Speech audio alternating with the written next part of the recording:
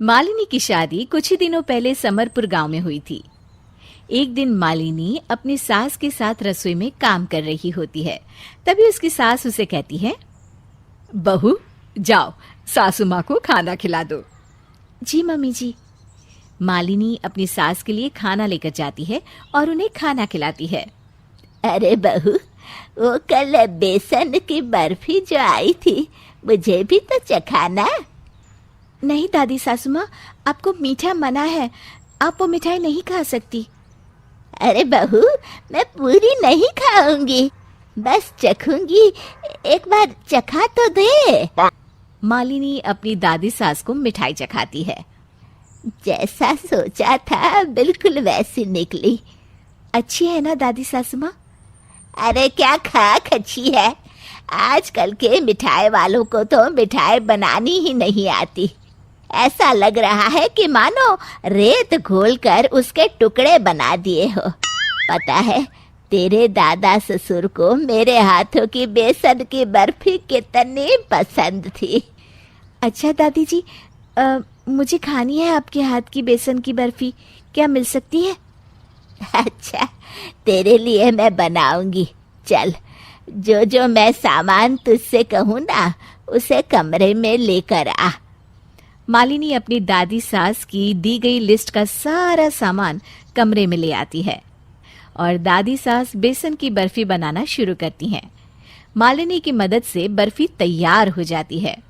दादी सास सबको कमरे में बुलाती है और कहती हैं, चलो तुम लोग ये बर्फी चख कर बताओ कि कैसी बनी है।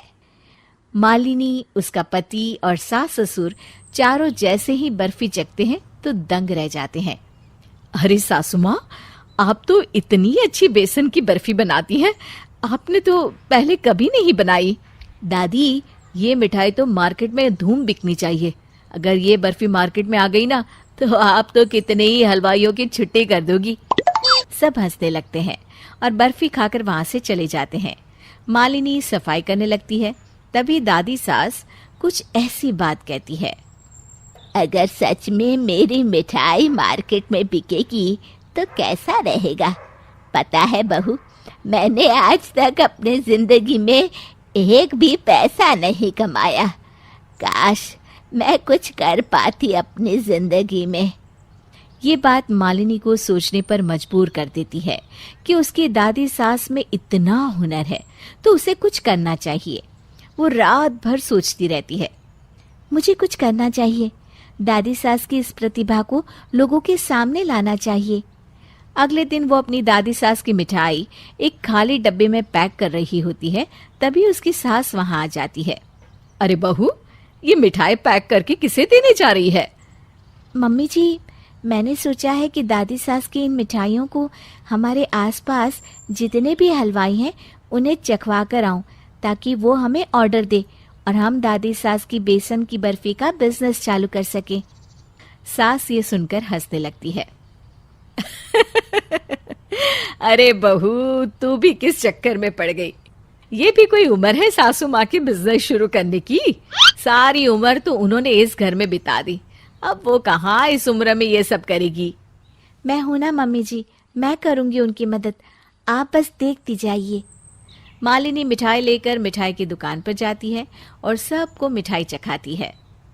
अरे वाह वाह, ये बेसन की मिठाई तो बहुत ही स्वादिष्ट है।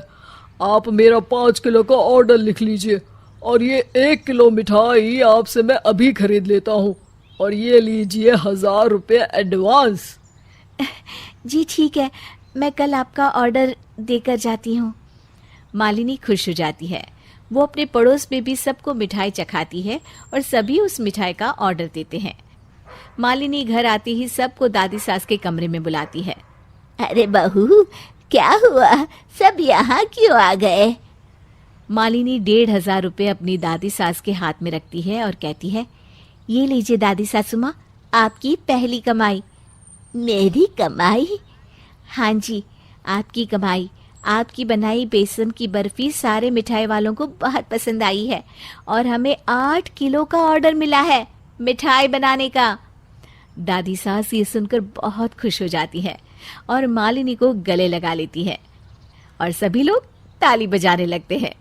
मुझे तो यकीन ही नहीं हो रहा कि ये पैसे मैंने कमाए हैं। पर यकीन कर लीजिए दादी सासू माँ। हाँ चलिए, आपकी असिस्टेंट तैयार है, मिले हुए ऑर्डर को पूरा भी तो करना है ना। चलो चलो बनाते हैं बेसन की बर्फी।